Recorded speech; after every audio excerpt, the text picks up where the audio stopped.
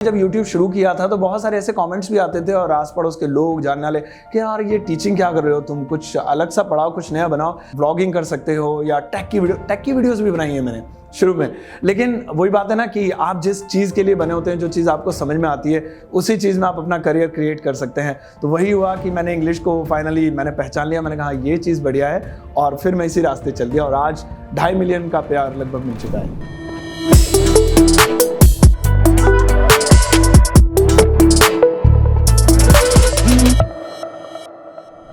एक बार हमारे स्कूल में जो अंग्रेजी की मैडम थी वो छुट्टी पे चली गई। 6 महीने के आसपास की छुट्टी होगी और तब तक उनकी जगह पढ़ाने के लिए एक गेस्ट टीचर को बुलाया गया। जो गेस्ट टीचर आए वो थे फॉरेन रिटर्न। अब आते ही एक तो पहले उन्होंने बोल दिया कि don't call me sir, call me by my name. Teachers में मच गया कोहराम। भाई उनकी भी तो कुछ सत्ता थी ना हाथ में। खैर वो जब क्लास में बोलते अपनी एक्सेंट में तो लड़कियां जो थी वो आह वाह कर उठती थी। फिर उनकी विदाई हो गई, कई लड़कियों का दिल भी टूटा। लेकिन उनकी एक बात मुझे याद रह गई। वो कहा करते थे कि अगर किसी को अंग्रेजी पढ़ानी है तो अंग्रेजी में ही पढ़ानी पड़ेगी और कोई तरीका नहीं है। आज 20 साल बाद, लगभग 20 साल बाद, मैं एक ऐसे व्यक्ति के साथ बैठी हूं जिन्होंने इस सोच को धराशायी कर दिया है। ये अंग्रेजी को हिंदी में पढ़ा रहे हैं। Welcome Sartaj, welcome to your story. Thank you so much. बहुत मज़ा आ रहा है आपके साथ यहाँ बैठकर और इतना अच्छा इंट्रोडक्शन आपने दिया, इतनी अच्छी शुरुआत आपने की। मैं आपकी हिंदी में खो गया था थोड़ी देर के लिए। Thank you so much. Sartaj का चैनल है सरताज क्लासेस। इनके 25 लाख से ज़्यादा स्टूडेंट्स हैं, या यूं कहूँ टेक्निकल भाषा में इसकी सब्सक्राइबर्स हैं जो इनसे अंग्रेजी सीखते हैं। मेरा नाम प्रतीक्षा है। आप देख रहे हैं हमारा शो कलाकार प्राइवेट लिमिटेड, जिसमें हम हर हफ्ते एक नए कंटेंट क्रिएटर को लेकर आते हैं और उनसे उनकी जर्नी समझते हैं, उनके कंटेंट क्रिएशन का प्रोसेस समझते हैं। सरताज से बहुत सारे सवाल हैं जो मैं पूछना चाहती हूँ, लेकिन एक सवाल पूछने को मैं बहुत टेम्प्टेड हूँ, जो मैं सबसे पहले पूछ लूंगी।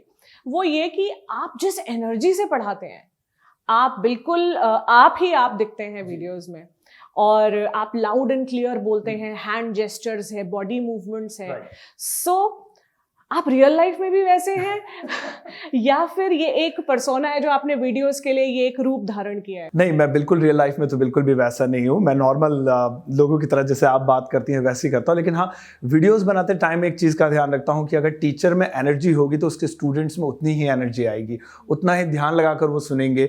मैंने एक गवर्नमेंट स्कूल से स्टडी की है, तो मैंने ऐसे टीचर्स को फेस किया। हालांकि बहुत अच्छे टीचर्स थे, उनकी बदौलत मैं आज यहाँ हूँ। लेकिन कहीं ना कहीं मेरा एक एज ए स्टूडेंट मन था कि थोड़ी और एनर्जी होती तो मैं और अच्छे से बेहतर समझ पाता। तो उन चीज़ों को एब्जॉर्ब करके, उन चीज़ों को लेकर अपने अंदर मैं सारी चीज़ें इकट्ठा करता हूँ और सोचता हूँ कि स्टूडेंट्स एकदम कनेक्ट हो जाऊँ और इंग्लिश सिखाऊं। जो आपकी वीडियो प्रेजेंटेशन है और वही प्रेजेंटेशन जो यूट्यूब चैनल पर है, जब हम आपकी थंबनेल्स देखते हैं, कुछ चीजें मैंने नोट भी की हुई थी कि एक थंबनेल था जिसमें लिखा है खत्म टाटा बाय बाय, वो जो एक मीम बड़ा चलता है, और एक में है वाह बेटे मौज कर दी। एक थंबनेल में आप सेहरा बांधकर खड़े हैं एक में लिखा है चिरांद इंग्लिश फेजेस, और एक में लिखा था चिपका ले सैया फेविकोल से। एक यूट्यूब आप टाइटल है आपका सुसु पॉटी वाली वोकैबुलरी। तो मुझे नहीं लगता कि इस तरीके से कोई भी अंग्रेजी पढ़ा रहा है। इसके पीछे आपका क्या थॉट प्रोसेस रहता है? देखिए, अंग्रेजी भाषा ना लोग सुनकर डरते हैं और एक्चुअली में एक ट्रेंड है कि इंग्लिश को इंग्लिश में ही सीखना है। मैंने देखा कि स्टूडेंट्स को अगर क्योंकि हम लोग हिंदी बोलते हैं, हिंदी भाषी है, मातृभाषा हिंदी हमारी है, मिट्टी से जुड़े हुए लोग हैं, तो सोचा कि इसी स्टाइल में क्यों ना इंग्लिश सिखाई जाए, देश का एक लुक आए, उसमें एक मिट्टी की खुशबू आए। तो मैंने ये जो तरीका था ये अपनाया। तो उन स्टूडेंट्स को जो खासतौर पे गांव देहात में रहते हैं या बहुत छोटी सी जगह से आते हैं, जिनके पास मोबाइल आया और उन्होंने यूट्यूब खोलकर मुझे देखना शुरू किया, तो उन्हें लगा यार कि ये तो बिल्कुल अपने तरह बोलता है बंदा और इसकी भाषा समझ में आएगी। जैसे मैंने कहा ना, टीचर्स इंग्लिश में इंग्लिश सिखाते हैं, वो आते ही बोलते हैं guys nobody will speak in English in Hindi and you have to talk with me in English only. तो अब यही समझ में नहीं आया हम इंग्लिश क्या बोलेंगे। किताबें खोली इंग्लिश पढ़नी तो वो ऑलरेडी इंग्लिश में है। तो उस चीज़ को मैंने थोड़ा चेंज करने की कोशिश की, एक देसी स्टाइल में, जैसे हम अपने माँ बाप से सीखते हैं, वो अपना घर में जैसे बोलते हैं और वही चीज़ हम आगे सीखते हैं और बड़ी जल्दी समझ में आ जाती है। तो वो चीज़ मैंने अपनाने की कोशिश की। और ये सारे शब्द जो हैं ये हमारी कच्ची भाषा कह लीजिए इसे, जो हम अपने यार दोस्तों से घर में बोलते हैं, तो वही शब्दों को लेकर मैंने वीडियोस के थंबनेल्स में, अपनी स्पीच में, अपने डिस्क्रिप्शन में देना शुरू किया और जिससे लोगों का बहुत सारा प्यार मिला और लोगों को ये चीज़ पसंद आई। ओके, अब आपके पर्सनल लाइफ पे आते हैं। आपका बैकग्राउंड क्या है, आप खुद कहाँ से हैं, किस तरह की आपने अभी बताया सरकारी स्कूल में पढ़े हैं, तो वो एजुकेशन किस तरह की रही, फिर आपने क्या किया? मैं बेसिकली दिल्ली से ही हूँ, मेरे पेरेंट्स और मैं सब हम दिल्ली में बॉर्न हुए। बहुत ज़्यादा पिछड़ा हुआ परिवार तो नहीं था, लेकिन हम मिडिल क्लास फैमिली से बिलोंग करते थे। तो पेरेंट्स को लगा ठीक है गवर्नमेंट स्कूल बच्चे पढ़ते हैं तो अच्छा ही है, तो पढ़ते हैं। गवर्नमेंट स्कूल से स्टडी की और शुरुआत में इंग्लिश हमारे टाइम पर नहीं होती थी, बहुत लेट मिलती थी। गवर्नमेंट स्कूल का थोड़ा सा ऐसा ही है कि इंग्लिश थोड़ा जल्दी नहीं मिलती, लेकिन इंग्लिश में इंटरेस्ट शुरू से था और इतना ज़्यादा था कि मुझे लगता था कि इंग्लिश मुझे ज़रूर सीखनी है। लेकिन उस वक्त स्कूल टाइम पे थोड़ा सा ठीक है, मतलब ज़्यादा स्टडी पे ध्यान नहीं दिया, पढ़ाई में भी इतना अच्छा नहीं था। लेकिन कॉलेज लाइफ में तो पता चल गया कि इंग्लिश के बिना लगता है कि कोई बात करने को राज़ी नहीं है। तो उस टाइम पे मैंने इंग्लिश सीखी और इसी में अपना करियर बनाया। और ये एक लाइफ का छोटा सा पड़ाव था जो स्टार्टिंग से मैंने शुरू किया, लेकिन आगे बहुत सारी चीज़ें मैंने फेस की।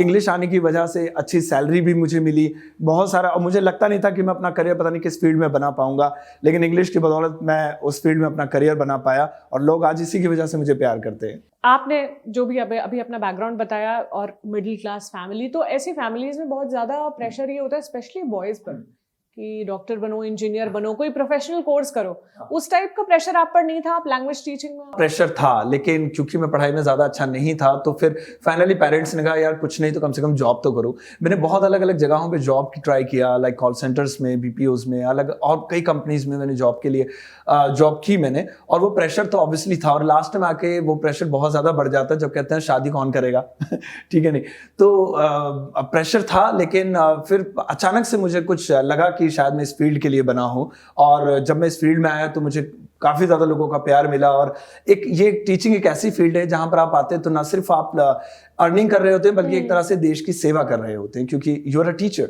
सो ये फाइनली मुझे लगा कि I am made for it. Teaching आपने शुरू कब की? मैंने अलग अलग फील्ड्स में काम किया, अलग अलग जगहों पे, लेकिन मेरे एक दोस्त ने मुझसे कहा, जब उस वक्त मेरे पास जॉब नहीं थी, मैं खाली था, तो उन्होंने कहा यार मेरे पास कोई काम नहीं है, मेरे पास पैसे हैं, तो मैं एक इंस्टीट्यूट शुरू करना चाहता हूँ, तुम इंग्लिश बोल लेते हो तो क्यों ना तुम इंग्लिश पढ़ाओ। मैंने कहा हाँ ठीक है, मेरे पास जॉब भी नहीं है अभी, और वैसे भी मैं जॉब से बहुत ज़्यादा फेड अप हो चुका था कि यार इधर जॉब की मन की मिल नहीं रही थी। मैंने कहा ठीक है, जब तक खाली टाइम में पढ़ा देते हैं। अब वो टीचिंग स्टार्ट की से तकरीबन 2010 की बात है। वो इंस्टीट्यूट उन्होंने ओपन किया और मैंने उसमें पढ़ाना शुरू किया एज एन एम्प्लॉय। तो मज़ा आने लगा, और मुझे मज़ा तब आया जब बच्चों को मज़ा आया, लोगों को अच्छा लगा। बच्चों ने कहा सर अब ये तो आप बहुत अच्छा पढ़ाते हैं, समझ में आ रहा है। तो वहाँ से उनका इंस्टीट्यूट तो बंद हो गया, उन्होंने कोई काम शुरू कर दिया, बट मैं आज भी थैंकफुल हूँ उनको कि मेरा काम चल गया वहाँ से उन्होंने आपकी जो है एक जो टैलेंट था वो जो मुझे पता नहीं था, तो उनके जरिए वो मुझे पता लगा। जी। आपका जो शुरुआती कंटेंट है उसमें बहुत वैरायटी है, नौकरियां, करियर काउंसलिंग और भी तमाम तरह की चीजें, पर्सनालिटी डेवलपमेंट और एयर होस्टेस जैसे टॉपिक्स भी हैं। इंग्लिश पे कैसे टिके आप फिर आके? स्टार्टिंग में जब यूट्यूब पे मैं एक तो एक्सीडेंटली आया, अचानक से पता नहीं था यूट्यूब के बारे में, लेकिन जब आया तो उस टाइम पे मैं खासतौर पे दिल्ली यूनिवर्सिटी के स्टूडेंट्स के लिए लिटरेचर पढ़ाता था। और वो जो था कंटेंट वो एक टाइम पीरियड के लिए था, यानी कि जब आपके एग्जाम्स आ रहे हैं तो आप यूट्यूब पे हो, अदरवाइज कोई मतलब नहीं है स्टूडेंट्स को देखने का। तो जब व्यूज़ आते थे तो बड़ा अच्छा लगता था कि हाँ यार ये व्यूज़ तो बड़े अच्छे आ रहे हैं, ये कंटेंट बनाते रहो। अब एग्जाम हो गए तो व्यूज़ 0, तो लोगों से पूछा यार क्या बनाए, किसी ने कहा नौकरी के बारे में बताओ, वो बना के देखा। फाइनली लगने लगा कोई ऐसा कंटेंट बनाते हैं जिसपे 12 महीने मतलब वो उसका कोई एक मौसम ना हो, लोग सीखें। और इंग्लिश स्पीकिंग एक ऐसा कंटेंट है कि वो किसी भी एज ग्रुप का स्टूडेंट हो, पर्सन है, वर्किंग, हाउसवाइफ या कोई भी है, उसे इंग्लिश सीखनी ही होती है, एक बेसिक नीड हो गई है आज के दौर में। तो लास्ट में मुझे लगा कि ये कंटेंट बहुत बढ़िया है और यहाँ पर टिक जाते हैं। हालांकि जब यूट्यूब शुरू किया था तो बहुत सारे ऐसे कमेंट्स भी आते थे और आस पड़ोस के लोग जानने वाले कि यार ये टीचिंग क्या कर रहे हो तुम, कुछ अलग सा पढ़ाओ, कुछ नया बनाओ, व्लॉगिंग कर सकते हो, या टेक की वीडियोस भी बनाई है मैंने शुरू में। लेकिन वही बात है ना कि आप जिस चीज़ के लिए बने होते हैं, जो चीज़ आपको समझ में आती है, उसी चीज़ में आप अपना करियर क्रिएट कर सकते हैं। तो वही हुआ कि मैंने इंग्लिश को फाइनली मैंने पहचान लिया, मैंने कहा ये चीज़ बढ़िया है, और फिर मैं इसी रास्ते चल दिया और आज 2.5 मिलियन का प्यार लगभग मिल चुका है। आपने कहा आप YouTube पे एक्सीडेंटली आए, इस एक्सीडेंट की कहानी मैं ज़रूर जानूंगी, और क्योंकि आपका जो पहला वीडियो है वो भी मैंने देखा, वो एक आप ऑफलाइन सेटअप में पढ़ा रहे हैं और वो उसकी बेसिक सी मोबाइल रिकॉर्डिंग है। और वो अपलोडेड है। क्या स्टोरी थी, कैसे आए, फिर कैसे ये सिलसिला चला? स्टोरी मैं बिल्कुल शेयर करना चाहूँगा। क्योंकि मैंने अभी बताया कि मैं दिल्ली यूनिवर्सिटी के स्टूडेंट्स को पढ़ाता था, तो मेरे पास जो एक ही बैच में दो तरह के स्टूडेंट्स होते थे, first year and second year. तो दिक्कत क्या होती थी कि जब मैं फर्स्ट ईयर को पढ़ा रहा हूँ तो सेकंड ईयर वाले मेरा वेट कर रहे हैं, क्योंकि वो इंस्टीट्यूट भी छोटा सा था जहाँ मैं पढ़ाता था, उनके पास जगह नहीं थी, तो उन्होंने कहा मैनेज करो कैसे भी। तो मैंने कहा ठीक है। अब सेकंड ईयर वालों को पढ़ा रहा हूँ तो फर्स्ट ईयर वाले वेट कर रहे हैं। तो उसमें से एक मेरा स्टूडेंट था, उसने मुझे कहा सर आप एक काम करो ना, आप वीडियो बना दिया करो और उसके लिए हम आपकी वीडियो देख लेंगे, आप इन्हें पढ़ा दो और जब आप हमें पढ़ाओ तो ये वीडियो देख लेंगे। मैंने कहा यार आइडिया तो अच्छा है, मोबाइल रखा सामने और वो वीडियो शूट की। खैर वो चल पड़ा, एक हफ्ता उन्होंने ऐसा किया। अब किसी दिन मैं अपना फ़ोन ले जाना भूल गया जिसमें मैं उन्हें वीडियो दिखाता था। तो मैंने कहा यार आज मैं फ़ोन नहीं लाया, आज फिर से तुम्हें वेट करना पड़ेगा। उसी स्टूडेंट ने मुझे दोबारा कहा कि सर एक काम करा करो ना, यूट्यूब पे डाल दिया करो। तो मेरा पहला वर्ड था वो क्या होता है उसने कहा सर यूट्यूब एक प्लेटफॉर्म है और अब वहाँ वीडियो डाल दोगे, हम लोग खुद देख लेंगे। मैंने कहा अच्छा ऐसा भी होता है। तो उसने मेरी आईडी बनाई, उसने मेरी हेल्प की, मैंने वो वीडियो अपलोड की और वो वीडियो अपलोड करने के 1 महीने बाद वही मुझे गुड न्यूज़ देता है, अरे सर आपकी वीडियो पे तो 1 लाख व्यूज़ आ गए। मैंने कहा अच्छा, मतलब 1 लाख लोगों ने देखी कि हाँ सर आप तो वायरल हो गए। अब वो 1 लाख उस टाइम पे मेरे लिए वायरल होने जैसा ही था। बस वो इंटरेस्ट जाग गया और अचानक से एक्सीडेंटली ही था कि मैं अचानक से आया। फिर मैंने कंटेंट बनाना शुरू किया और एक वक्त ऐसा था कि दिल्ली यूनिवर्सिटी के जब एग्जाम होते थे एसओएल के, कॉरेस्पॉन्डेंस के, तो मुझे खुद स्टूडेंट्स बताते हैं कि एग्जाम से पहले बाहर लोग बुक लेकर नहीं आते थे बल्कि मोबाइल में सरताज सर की वीडियो देखते थे और वो पढ़ के अंदर जाते थे और बाहर आके कमेंट करते थे सर एग्जाम बहुत अच्छा गया। तो वहां से शुरुआत हुई और आज यहाँ तक फिर मैं पहुंचा। एक बात मैंने शुरू में कही थी कि जब तक अंग्रेजी इंग्लिश में नहीं पढ़ाओगे तब तक नहीं आएगी। ओवर द ईयर्स ये कैसे, क्योंकि जो अंग्रेजी के स्टूडेंट भी जो आप एसओएल या जिन भी बच्चों को पढ़ा रहे थे वो भी मैं इसलिए क्यूरियस हूँ क्योंकि मैंने भी ड्यू से इंग्लिश ऑनर्स किया है और बहुत वहाँ पे इंग्लिश माहौल ही है। मतलब मुझे लगता नहीं कि क्लासरूम में कोई भी हिंदी बोलता था, सब लगातार अंग्रेजी में ही बात करते थे। तो यहाँ पे फिर इस सीन में आपकी एंट्री कैसे हुई, ये आपका बिलीफ कैसे बना कि हिंदी में भी पढ़ाया जा सकता है और बच्चों का इस बात पे कैसे फेथ आया? देखिए दिल्ली यूनिवर्सिटी में भी 2 सेक्शंस हैं, एक है रेगुलर और एक है ओपन। अब रेगुलर वाले स्टूडेंट्स तो बहुत ज़्यादा स्मार्ट होते हैं, लाइक आप ने बताया कि आपने ऑनर्स किया है तो ऑब्वियसली रेगुलर से किया होगा। मैं जो स्टूडेंट्स को पढ़ाता था वो एसओएल के स्टूडेंट्स होते थे, यानी school of open learning Delhi university. तो उन स्टूडेंट्स को इंग्लिश बिल्कुल नहीं आती थी। मैं कहता हूँ 90% स्टूडेंट्स ऐसे होते थे जिनको इंग्लिश नहीं आती थी और सबसे बड़ा टारगेट उनका होता था कि यार फर्स्ट ईयर का पेपर है और इंग्लिश का ही है, अब इसे कैसे क्रॉस करें। अब नंबर 1 इंग्लिश नहीं आती है और नंबर 2 कि इंग्लिश का पेपर भी देना है। तो वो एक ऐसा टीचर तलाशते थे जो हिंदी में पढ़ाए। वो कहते थे अरे सर हमें ना स्टोरी हिंदी में बता दो, हम अपने आप लिखे आएंगे। तो मैंने कहा यार ये बिल्कुल वही चीज़ बोल रहा है जो मैं बचपन में सोचता था कि एटलीस्ट मुझे स्टोरी हिंदी में तो बता दो कि ये लिखा क्या है, आंसर तो हम निकाल ही लेंगे इसमें से। तो वो चीज़ मैंने वो नब्ज़ पकड़ी लोगों की और उसको पढ़ाना शुरू किया, क्योंकि लेक्चर्स तो बहुत सारे थे, टीचर्स पढ़ाते हैं दिल्ली यूनिवर्सिटी में, लेक्चरर्स हैं, प्रोफेसर्स हैं, बट वो लेक्चर इंग्लिश में ही होते हैं। तो वो स्टूडेंट के सर के ऊपर से चले जाते हैं जिनको इंग्लिश नहीं आती है।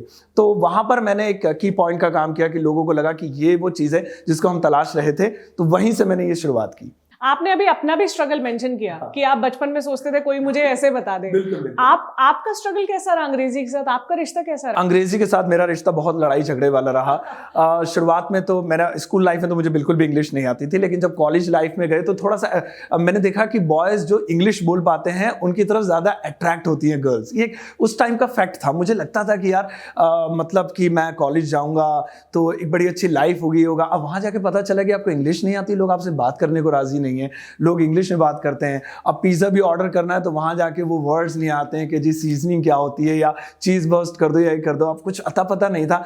तो वहाँ मुझे लगा कि इंग्लिश एक्चुअली में लाइफ स्टाइल बन गया आज के दौर में, और अगर आप लोगों से कनेक्ट होना चाहते हैं, आप चाहते हैं लोग आपसे कनेक्ट हों, आपसे बात करें, तो इंग्लिश एक अच्छा पॉइंट हो सकता है। उस वक्त मैंने इसे एज अ करियर कभी नहीं सोचा था।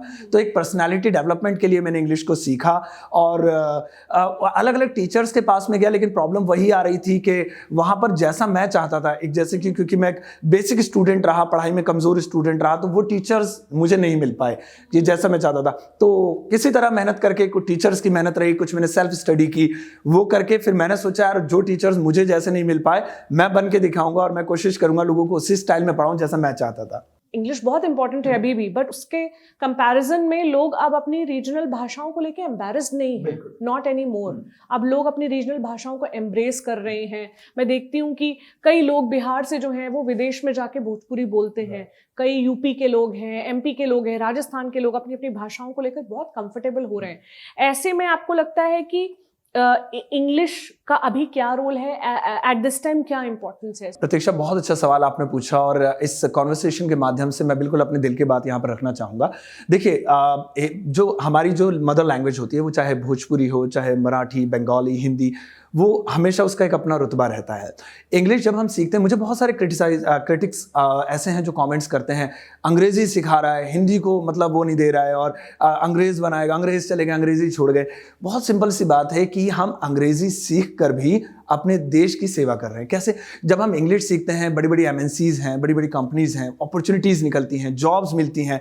अब यूट्यूब है, मैं इंग्लिश सिखाकर यूट्यूब से अर्निंग कर रहा हूँ, वो पैसा कहाँ आ रहा है? इंडिया में आ रहा है। तो इनडायरेक्टली मैं इंडिया की इकोनॉमी में हिस्सेदार बन रहा हूँ। तो ये तरीका है। तो इंग्लिश सीखना या उसको मतलब जो है प्रायोरिटी देने का मतलब ये नहीं कि आप अपनी मातृभाषा को भूल रहे हैं या आप उसको प्रायोरिटी नहीं दे रहे हैं। आप इंग्लिश सीख कर भी अपने देश के लिए बहुत कुछ कर रहे हैं। तो मैं उन लोगों से तो ज़रूर कहना चाहूँगा कि जो कहते हैं इंग्लिश क्यों सीख रहे हो? भाई, इंग्लिश नहीं सीखेंगे तो ये मल्टीनेशनल कंपनीज, इतनी बड़ी बड़ी अपॉर्चुनिटीज़, इतने सारे सेक्टर्स कहाँ जाएंगे? हम लोग मतलब उससे तो बिल्कुल निकाल दिए जाएंगे। तो इसीलिए एक लैंग्वेज, एक इंग्लिश एक पुल का काम करता है, एक ब्रिज का काम करता है लोगों के साथ कनेक्ट होने के लिए। और अगर हम चाहते हैं कि हमारा देश एक वर्ल्ड पावर बने, तो मुझे लगता है कि ये लैंग्वेज हमें सीखनी चाहिए। बिल्कुल सीखनी चाहिए, और इससे रिलेटेड जो सुपीरियोरिटी अटैच्ड है उसको भुला कर सीखनी चाहिए। एज अ बिजनेसमैन अगर हम बात करें, तो अभी आपका सेटअप कितना बड़ा है? कितने लोग आपके साथ काम कर रहे हैं? किस तरह की अर्निंग्स है? अर्निंग अच्छी खासी है, इसीलिए मैं ऑफलाइन छोड़कर ऑनलाइन हूँ। और कोरोना काल के बाद तो मैं कहता हूँ कि यूट्यूब पे अच्छा खासा मतलब एक क्राउड आया है, क्योंकि स्टूडेंट्स को बिलीव हुआ है कि ऑनलाइन भी पढ़ाई की जा सकती है। उससे पहले लोगों को बिलीव नहीं था, इवन पेरेंट्स को भी नहीं था, और अब लगने लगा है कि हाँ ठीक है ऑनलाइन। मैंने शुरुआत की थी एक मोबाइल से, मेंशन भी किया था आपने, और वाकई में मैंने एक मोबाइल से शुरुआत की थी। माइक भी नहीं था अच्छा सा, और दिन में जब गाड़ियां जाती तो मैं शूट नहीं करता था, रात को करता था, आधी रात को उठकर। और 3-3.5 साल मैंने उसी एक मोबाइल से शूट किया। उसके बाद उसी अर्निंग को मैंने इन्वेस्ट किया। मैंने कभी पेरेंट्स से या कभी किसी से पैसे मांगकर नहीं कि मैं ये कैमरा लेकर आऊंगा, मैं ये माइक लेकर आऊंगा। उसी अर्निंग को मैंने इन्वेस्ट किया। आज एक अच्छा स्टूडियो है, मैं एक जो है 3 BHK फ्लैट में रहता हूँ, एक स्टूडियो है, और कम से कम 2 से 3 लोगों की मेरे पास टीम है अभी, जो हमने शुरू किया है, जहाँ पर एडिटिंग वगैरह का काम होता है, या और भी हम चीज़ें करते हैं। पॉडकास्ट है, उसको शूट करना, उसको एडिट करना। तो ये सारी चीज़ें एकदम नहीं होती हैं। आप जीरो से शुरुआत करते हैं और धीरे धीरे धीरे धीरे आप चढ़ते चले जाते हैं। हाँ, यूट्यूब पे अच्छा करियर है, और जब यूट्यूब पर अब आप आते हैं तो खाली YouTube he source of earning नहीं रह जाता है। आपके पास बहुत सारी अपॉर्चुनिटीज़ होती हैं, स्पॉन्सर्स हैं, अलग अलग इवेंट्स के थ्रू, या बहुत सारी चीज़ें आप कर सकते हैं, जो कि मैं साइड से वो भी करता हूँ, एंड यूट्यूब तो मेन है ही। तो अभी आप डायरेक्टली टीच करने के लिए बच्चों से कोई सिस्टम नहीं है पैसे लेने नहीं, का? मैं बिल्कुल कोई चार्ज नहीं करता हूँ। मेरे पास बहुत सारे मेल्स आते हैं कि सर जूम पर कोई क्लास हो, कितनी भी आपकी फीस हो आप बताइए। कई जो एडिटर्स होते हैं उनके मेल्स आते हैं, हम आपकी वेबसाइट बना देते हैं, आपका ऐप बना देते हैं, आप एक काम करो यहाँ क्लासेस रखो। मैंने कहा नहीं, मैंने सीरीज बनाई हुई है 60 दिनों की, 30 दिनों की और 90 दिनों की। मैंने कहा फ्री ऑफ कॉस्ट है, यूट्यूब पर मैं डालता हूँ। और क्योंकि मैंने यूट्यूब के माध्यम से उन स्टूडेंट्स तक पहुँच पाया हूँ जहाँ शायद मैं अपनी लाइफ में ऑफलाइन नहीं पहुंच पाता। एक गांव में आप बच्चा बड़ी दूर से मुझे मैसेज कर रहा है, सर मैं यूपी के उस गांव से आपको देख रहा हूं, और मेरे साथ 4-5 लड़के मिलकर, हमारे पास एक ही मोबाइल है और यहाँ नेटवर्क की दिक्कत है, हम थोड़ा सा ऊंचाई पर जाकर आपकी वीडियो देखते हैं, तो दिल को तसल्ली मिलती है। मैंने कहा यार इससे ज्यादा और क्या चाहिए। तो वो सबसे बड़ी अर्निंग है मेरे लिए। ऐसे बहुत सारे हैं बड़े प्लेयर्स मार्केट में जो कोर्सेज लेके आए हैं, और उनके ऑनलाइन कोर्सेज के वो उनका बिजनेस मॉडल यही है, वो सेल करते हैं फ्रॉम स्कूल। छोटी उम्र से ही बच्चे उन कोर्सेज को खरीदते हैं, स्पेशली कोविड में। पूरी एक इंडस्ट्री है एडटेक की। आप सिंस आप बोल रहे हैं कि आप अपना ऐप नहीं ला रहे हैं या बच्चों को चार्ज नहीं कर रहे हैं, तो लॉन्ग रन में आप अपने आप को कैसे देखते हैं? ये चीज़ कहीं ना कहीं लगता है कि यार जब इतनी बड़ी बड़ी इंडस्ट्रीज हैं, इवन कांटेक्ट भी करती हैं कि हमारे साथ टाई अप करो, आप वर्क करो यहाँ पे, तो वो उनका वर्क है। मैं उन्हें कभी नहीं कहूँगा कि ये गलत हो रहा है, नहीं, वो काम करेंगे, लोगों को ज़रूरत है, लोग पेड कोर्सेज खरीदते हैं, लोग पेड वीडियोस देखते हैं, वो उनका अपना बिजनेस है। लेकिन मुझे लगता है अगर सभी लोग पेड करने लग जाएंगे तो कुछ एक हमारा देश का एक हिस्सा ऐसा है जिनको ज़रूरत है अभी, कि वो अभी पेड के लायक नहीं है, और उन्हें एक अच्छी एजुकेशन की ज़रूरत है और कम पैसों में। तो यूट्यूब मुझे लगता है कि जब तक चल रहा है इस माध्यम से हम लोग कर सकते हैं। और अभी मेरी बहुत सारी नीड्स नहीं है, बहुत सारी ड्रीम्स नहीं है। जो था शायद एक अच्छे घर का ड्रीम होता है, एक अच्छी गाड़ी का ड्रीम होता है, एक अच्छे स्टूडियो, एक अच्छा आपके पास एटमॉस्फेयर है, अच्छे दोस्त हैं, वो सब है। तो मुझे लगता है कि ठीक है, जहाँ तक मैं अपने आप को रोक सकता हूँ तो मैं देश के लिए ये सब कर रहा हूँ।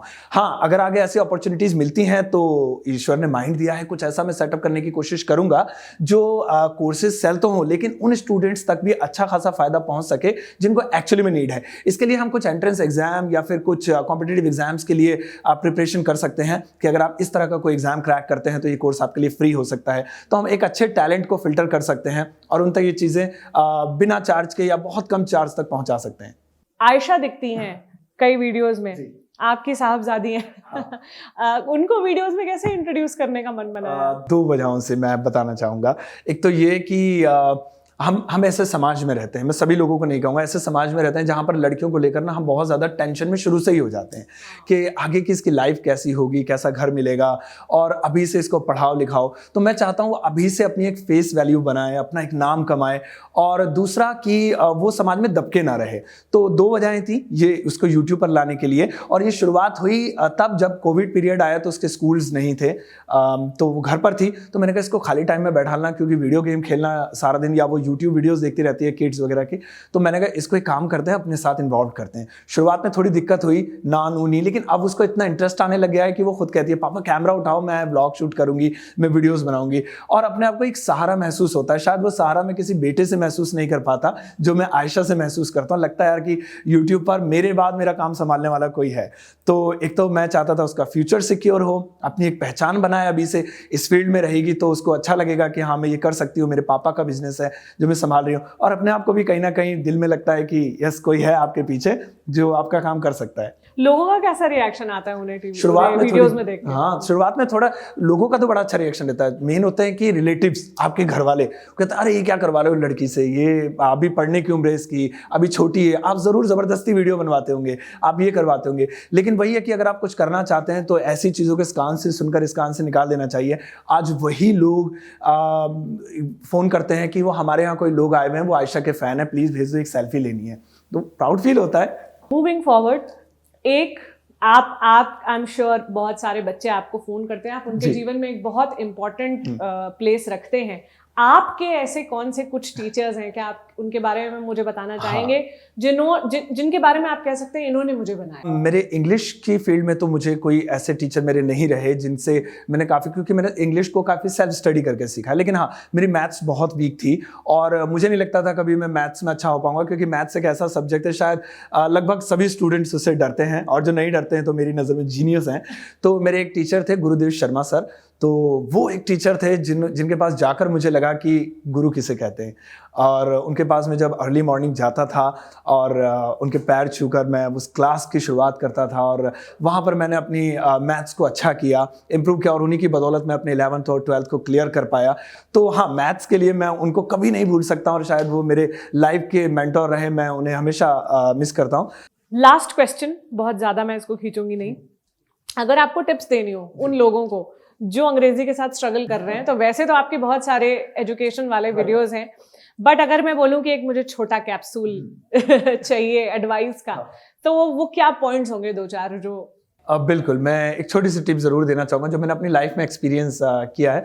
देखिए, मॉर्निंग से इवनिंग तक मेरे पास बहुत सारे मेल्स आते हैं, लोग मिलने भी आते हैं, और जो इंग्लिश सीखने आते हैं उनमें से 90% लोगों की एक ही प्रॉब्लम होती है कि सर इंग्लिश ना समझ में आती है, आप बोल लो हम समझ भी लेंगे, या कहीं टीवी में कोई न्यूज़ वगैरह चला दो और हम लोग समझ लेते हैं, अच्छे से लिख भी लेते हैं, बोली नहीं जाती है, डर लगता है, ऐसा लगता है ऐसे गलत बोलेंगे या ये होगा। तो मैं उन लोगों के लिए जो बेसिक लर्नर्स हैं, स्टूडेंट्स हैं, जिनको बोलने में डर लगता है, जो शुरुआत करना चाहते हैं, उनको कहूँगा कि यार एक तो तुम डरा मत करो, कोई गलत बोलने से कोई तो नहीं कोई मर्डर कर देगा या कोई बेइज्जती हो जाएगी, आपका रिश्ता टूट जाएगा। आप प्लीज़ बेझिझक इंग्लिश बोले। एक छोटा बच्चा होता है ना, वो कभी भी डायरेक्टली फ्लुएंट बोलना शुरू नहीं करता है, तुतलाता है, हकलाता है।